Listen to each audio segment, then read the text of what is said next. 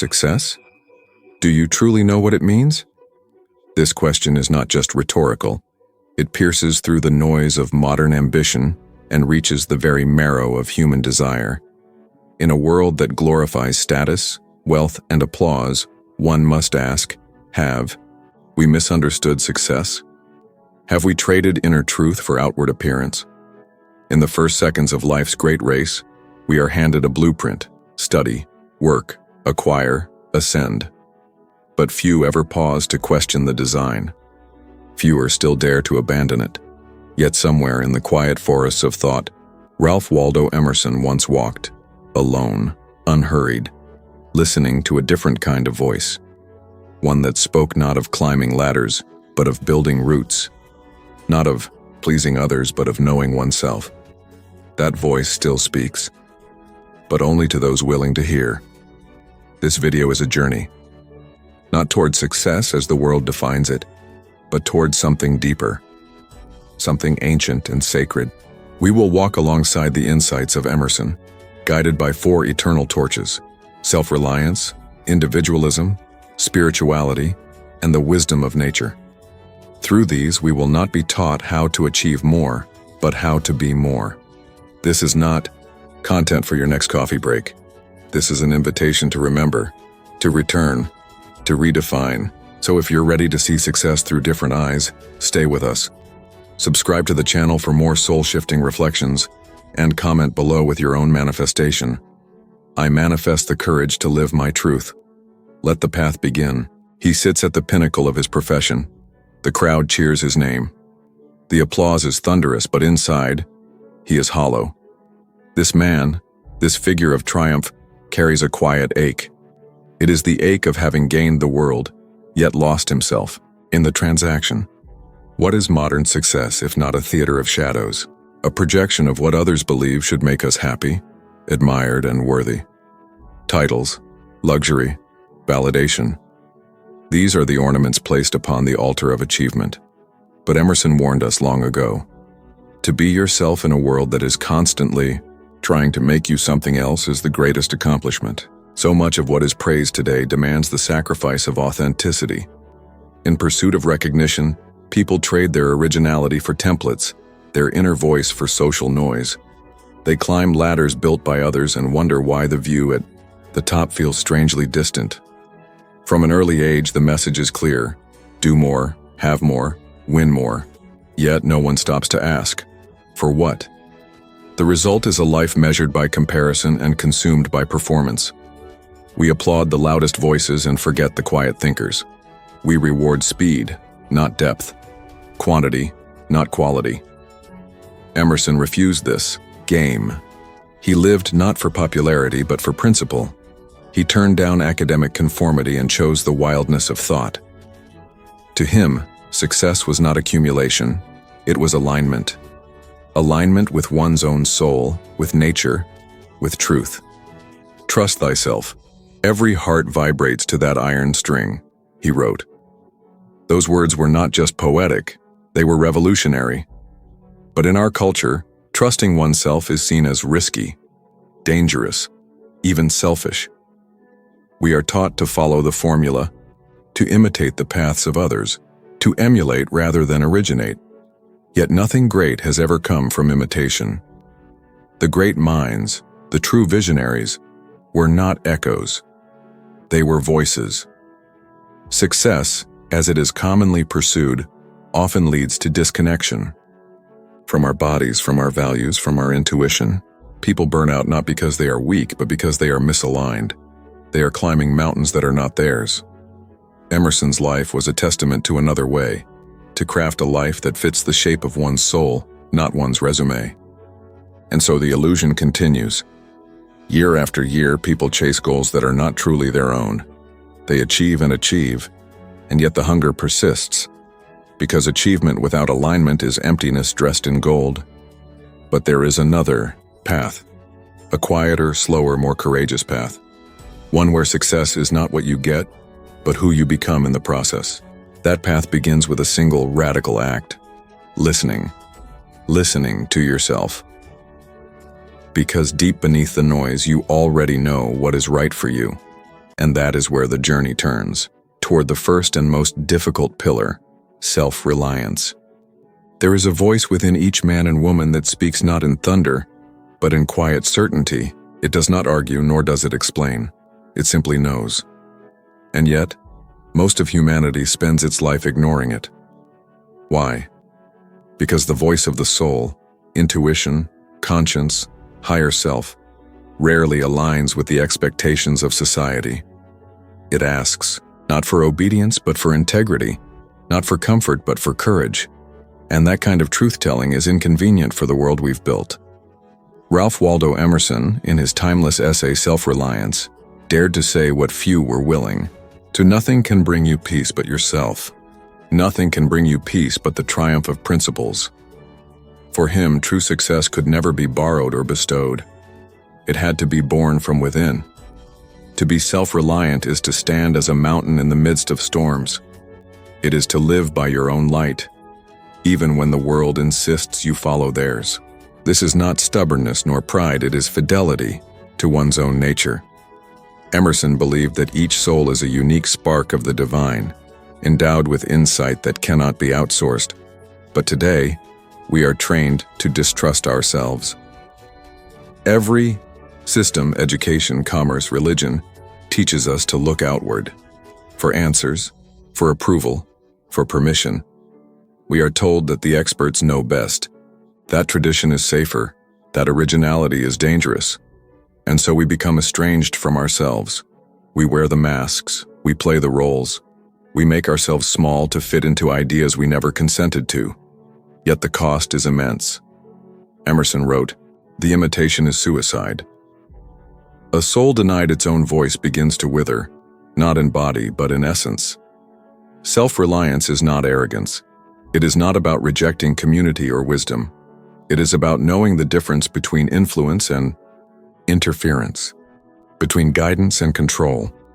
It is the art of filtering the world through the lens of one's own conscience. But self-trust is not easily reclaimed. It requires silence, intentional, uncomfortable silence. One must turn down the volume of the world to hear the whisper of the soul. This is why Emerson retreated often into nature. There, the mind clears. There, the voice returns. He believed that each person is a microcosm of the universe, a reflection of something vast and eternal. And therefore, each one holds the seeds of their own truth. Not all truths are meant to be the same. And that is not chaos. That is divine order. In trusting ourselves, we become dangerous, not to others, but to the illusions they depend on. We unsettle the predictable. We threaten the systems that rely on obedience. But we also become whole. There is immense power in standing in your truth even when it shakes. To say, this is what I see, this is what I know, this is what I choose. Such a stance does not require external validation. It is its own reward. And here lies the paradox. Only when we stop trying to be someone else do we finally become ourselves. But what happens when this self, fully trusted, fully awakened, refuses to conform? When it begins to carve a path that has never been walked before? That is where the next great revelation unfolds. Individualism. There is a sacred loneliness to those who choose to live authentically. Not the loneliness of isolation, but of distinction. It is the solitude of the mountain peak, where the air is thin, the path is narrow, and the views are unobstructed. Emerson once said, "Whoso would be a man must be a nonconformist." He was not calling for rebellion, but for revelation. The revelation that each soul carries within it a unique design, a pattern of life no other can imitate without distortion. To live as an individual is to honor that design, even when it sets you apart.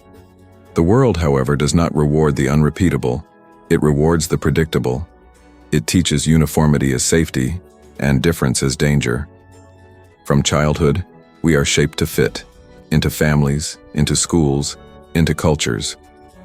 We are told to color within the lines, to think like the group, to choose what others have chosen before. But the soul, if left undisturbed, longs not for safety, it longs for expression. Emerson believed that the individual is not just a citizen or a role player in society. but a universe unto themselves. The more one aligns with this inner universe, the more they stand out, not by intention, but by necessity. It is the artist who paints what has never been painted.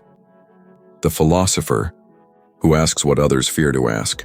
The human being who walks away from the crowd, not in contempt but in search of clarity. To be an individual is to choose the inner compass over the external map.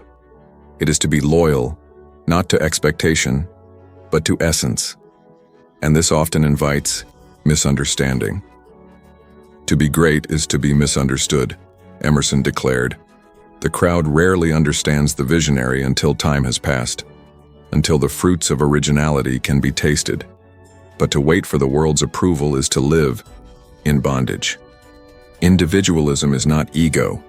It is not the glorification of self at the expense of others. It is the sacred task of becoming who you truly are, so fully, so unapologetically, that others are inspired to do the same. It is the recognition that your path may not be popular, but it is yours, and therefore it is holy. Society needs individuals, not copies.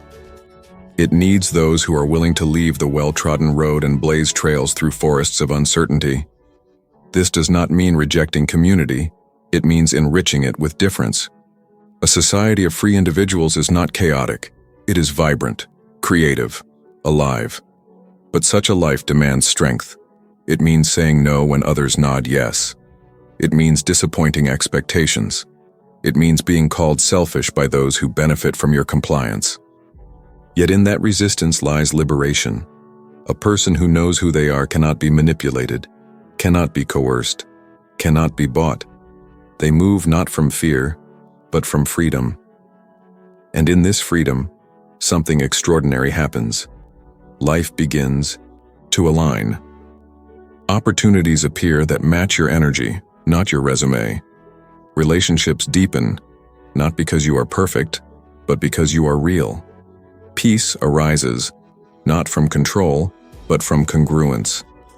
The individual is not a threat to the collective.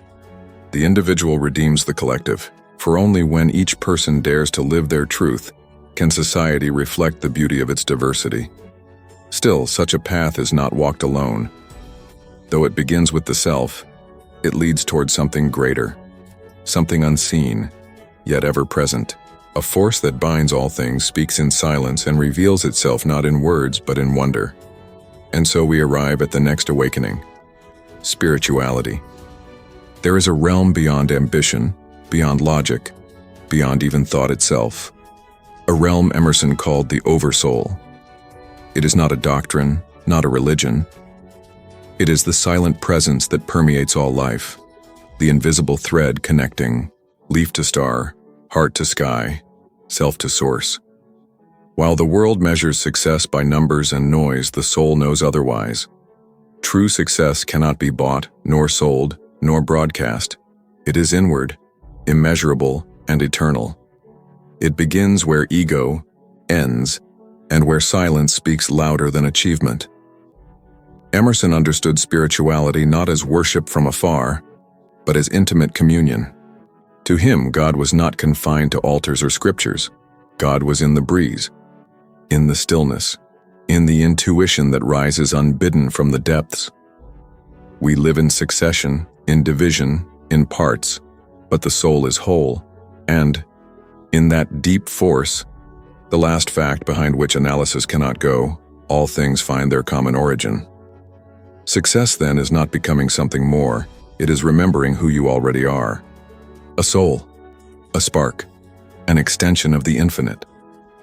But the modern mind, conditioned by metrics and mirrors, struggles with this truth. We are taught to trust the visible, the measurable, the repeatable, and so we chase achievements, expecting them to fulfill a hunger that was never physical to begin with. And yet the hunger persists. That is the call of the spiritual life, not toward escape, but toward embodiment. To bring the sacred into the ordinary, to see the divine not in distant heavens, but in everyday breath. The truly successful person, in Emerson's eyes, is not the one who has more, but the one who is more present, more aligned, more alive. They walk through life with a sense of purpose that transcends plans. They are not reactive. They are responsive, not driven by fear but moved by meaning. This spirituality is not separation from the world. It is immersion into its essence. To walk through a forest and feel kinship with the trees. To look into the eyes of a stranger and sense the soul behind them. To live with reverence, not out of obligation, but out of recognition that everything is sacred because everything is connected. And when one begins to live from this place, success transforms. It is no longer about position or praise. It is about peace, integrity, depth. It is about waking each morning with clarity and laying down each night with gratitude. There is great power in this kind of life. Not the power of domination, but of resonance. A person aligned with spirit becomes magnetic, not because they try to attract, but because they radiate. Their presence speaks louder than their words. Their calm disrupts anxiety. Their authenticity invites truth in others. This is the kind of success that cannot be faked, it cannot be fast-tracked. It must be lived day by day, moment by moment, breath by breath. And in the quiet wisdom of Emerson, we find this reminder that no soul is alone, that beneath every surface is spirit, and that true success flows not from what we accomplish but from what we awaken. Still, the soul longs not only for the invisible, but for its mirror in the visible world. For if spirit is the fire, then nature is the flame. The next revelation awaits us not in theory but in earth, wind, and sky. And so we step now into the sanctuary that never closes. Nature. Long before the noise of civilization, before clocks and currencies, before names and nations, there was the forest, the river, the sky, and in them, a wisdom too ancient for words. To Emerson, nature was not a backdrop. It was the first scripture, the first teacher, the mirror through which the soul sees itself, stripped of pretense, unburdened by the demands of culture. Nature always wears the colors of the spirit, he wrote. In other words, we do not observe nature, we participate in it. It is not separate, it is us. And so the question arises, how can one understand success without first understanding life itself? Modern life in its rush has severed our roots. It has replaced the rhythms of nature with artificial cycles, deadlines, metrics, alerts. We awaken to screens, not sunlight. We walk on pavement, not earth. The seasons pass and we barely notice, except perhaps when they disrupt our plans. But Emerson believed that to live well, one must live close to nature, not necessarily in geography but in awareness, to observe the trees not for utility, but for wisdom, to see how they grow, not hurriedly, not competitively, but steadily from within. They stretch toward light because it is their nature to do so. So too must we. Success in nature is not domination, it is balance, harmony, interdependence. A river does not strive, a mountain does not perform, and yet each fulfills its purpose with a silent, enduring majesty. What then does this teach us? It teaches us patience, that growth takes time and no two paths look the same. It teaches us humility, that we are not rulers of the earth but guests. It teaches us resilience, that storms may bend us but they do not define us. And most profoundly, it teaches us presence. In nature there is no past and future, only now. A leaf is not anxious about tomorrow. A bird does not mourn yesterday's song. Everything simply is. And in this being, there is peace. Emerson sought this peace not in temples but in trees. He wandered through woods not for escape but for awakening. He wrote, "In the woods, we return to reason and faith." And what is faith, if not the knowing that we are part of something larger, wiser, and infinitely beautiful? To align with nature is to remember that success is not speed but depth, not noise but resonance, not visibility but rootedness. The oak tree stands firm not because it was tall overnight but because it grew from the inside out. So too must the soul. Those who walk in harmony with the earth do not chase success. They attract it, not in the form of riches, but in the form of alignment. Their lives become ecosystems of meaning. They cultivate peace, and peace grows. They nurture integrity, and integrity bears fruit. They learn that to be is sometimes more powerful than to do. And here lies a paradox worth embracing. The more we surrender to the wisdom of nature, the more clearly we see ourselves. For in the simplicity of a falling leaf, there is a truth more profound than any book can teach. Yet even in this stillness, there is a quiet fire, an inner calling to create, to shape, to bring forth into the world that which lies dormant within. Nature does not only rest, it also blooms. And so must we. For the next horizon in the journey of true success is the power of authentic expression. Not performance, not perfection, but the pure, unfiltered offering of one's essence to the world. Thus we arrive at the next revelation, expression. There comes a moment in every awakening when the soul, having remembered its truth, longs to speak, not merely with words, but with presence, with art, with action, with the very texture of a life fully lived. Expression is not decoration, it is declaration. It is the soul's way of saying, I exist, and this is how the infinite breathes through me. Emerson saw authentic expression as sacred. The only way to have a friend, he wrote, is to be one, and the only way to be one is to be real. In that same spirit, he warned, speak what you think now in hard words, and tomorrow speak what tomorrow thinks in hard words again, though it contradict everything you said today. This is the courage of the expressive soul, to risk contradiction, to evolve publicly, to choose authenticity over consistency. For what use is a life that never shifts, never questions, never sings? Expression is not limited to artists. It belongs to anyone who chooses to live out loud, to bring their inner world into the outer one. It is the mother who nurtures with truth, the teacher who refuses to parrot, the builder who infuses structure with soul. Each act of honest creation is an act of rebellion against numbness. But expression is vulnerable. To reveal what lives inside is to risk rejection, misunderstanding, mockery. And yet to not express is a deeper wound. To deny the soul its voice is to silence the divine within. This is why Emerson placed expression so close to the heart of self-reliance.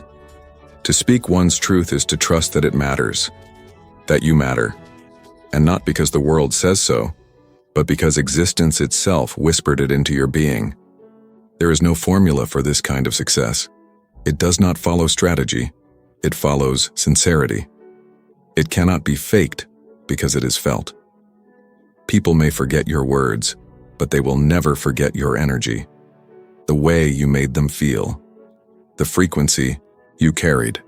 True expression radiates. It draws others not through persuasion, but through presence.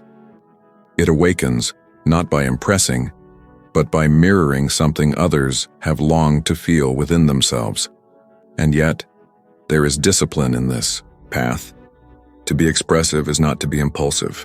It is to cultivate the inner life so that what emerges is not noise but music, not chaos but clarity, not reaction but revelation. This is the kind of success that does not fade with time, because it is not built on trends, it is built on essence. A song written from the soul may never top a chart, but it may heal a heart. A conversation spoken in truth may never go viral, but it may shift a life. And that is the secret.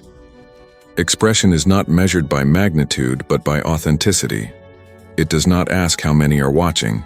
It asks if you are listening. To yourself. To the impulse that rises not from ego, but from spirit. Those who live like this become beacons. Not because they shine brighter than others, but because they reflect light that is true. They do not claim to have all the answers. They simply dare to share the journey.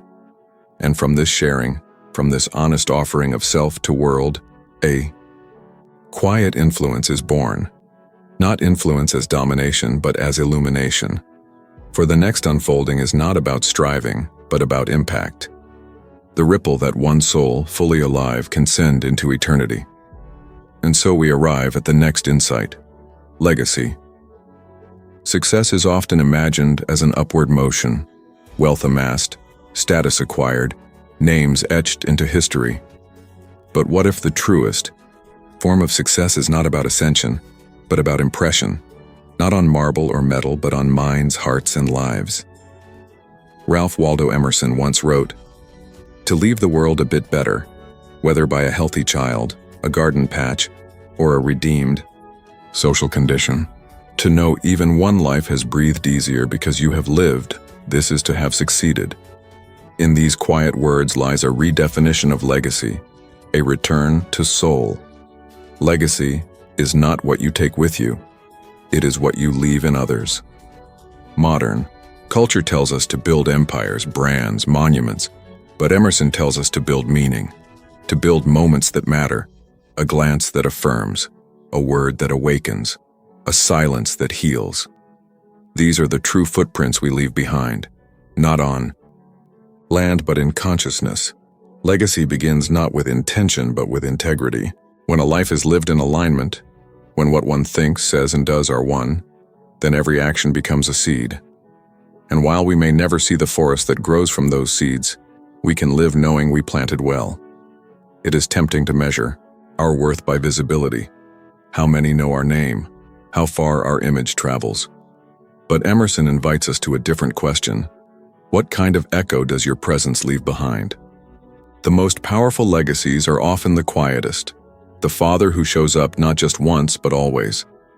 The writer who risks truth on the page. The neighbor who listens when no one else does. None of these require applause. All of them reshape the world. And here is the paradox: the more we chase greatness, the more we perform. But the more we live deeply, the more greatness finds us. Not in scale, but in substance. Legacy, then, is not the shadow of ego. It is the reflection of essence. This kind of success cannot be strategized. It must be embodied. It is lived, moment by moment, choice by choice, until one's life becomes indistinguishable from one's values. That is when the world begins to change. Not because you tried to change it, but because you changed yourself. And that is all any of us can truly do.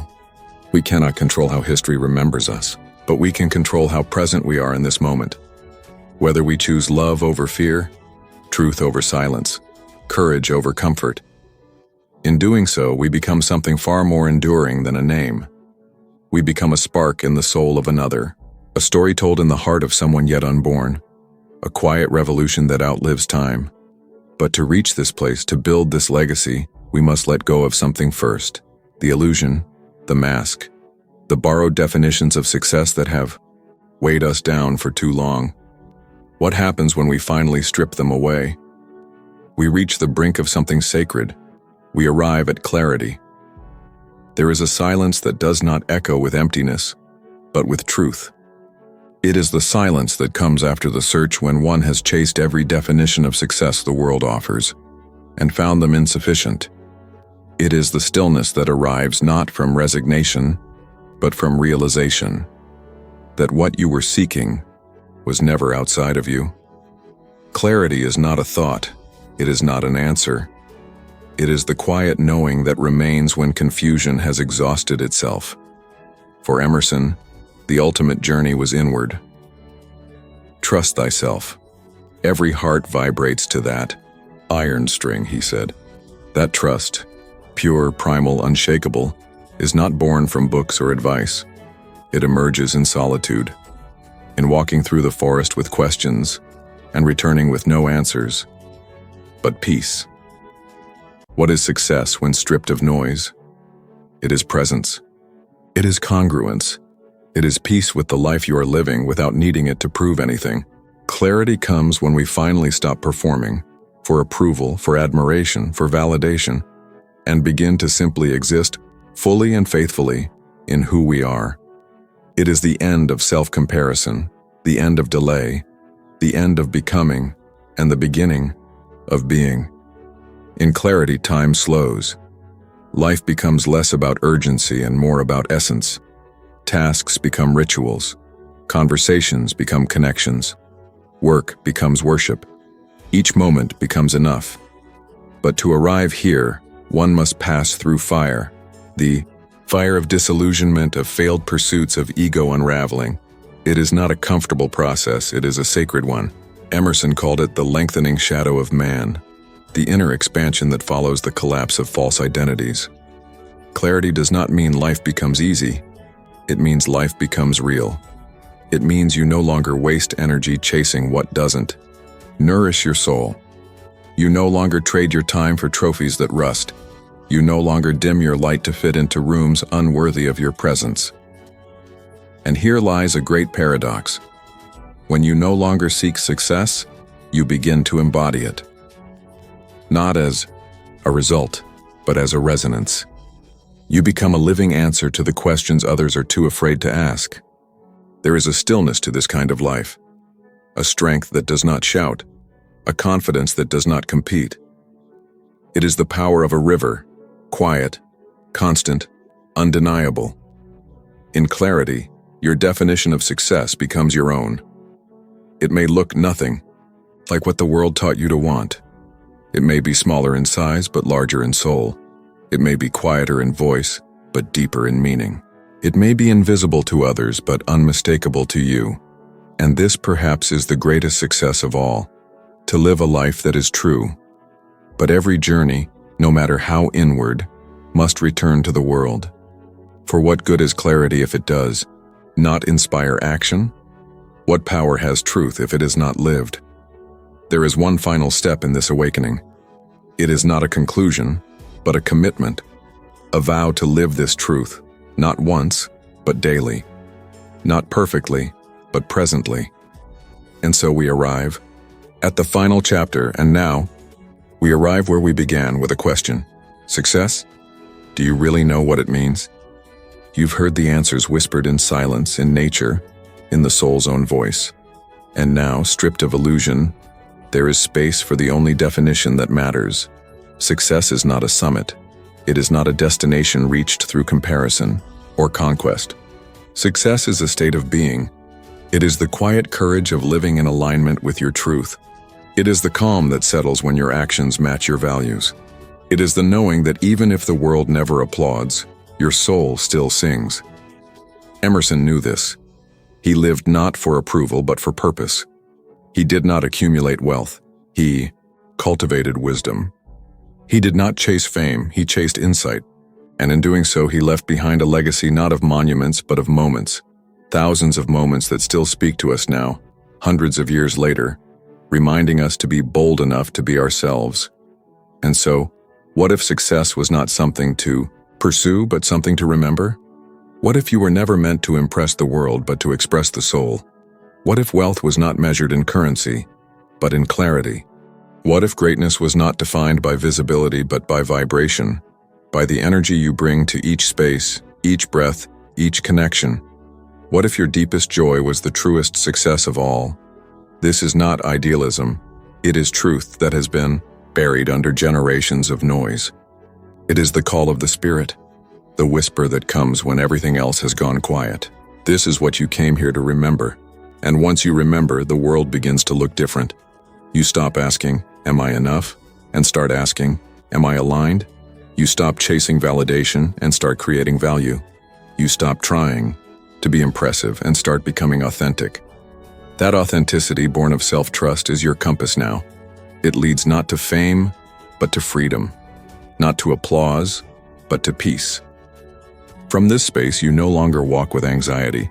You walk with integrity. You no longer seek success from others. You radiate it from within, and those around you feel it. Because true success is not about standing above others. It's about helping them rise with you. So if you must strive for this: to be real, to be kind, to be awake. Let your success be measured not in possessions but in presence, not in noise but in nobility of being.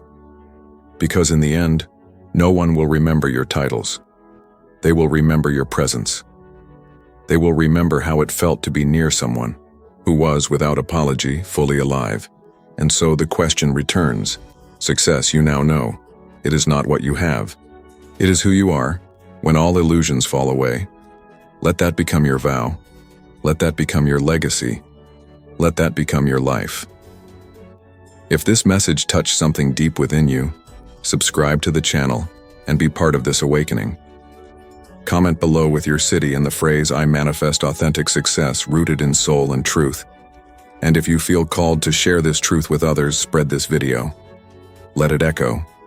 Let it remind someone you love that they were never behind. They were just waiting to remember who they really are. Watch the other videos on this channel to continue your journey of transformation. You are not alone on this path. Your success is already within you. Now, live it.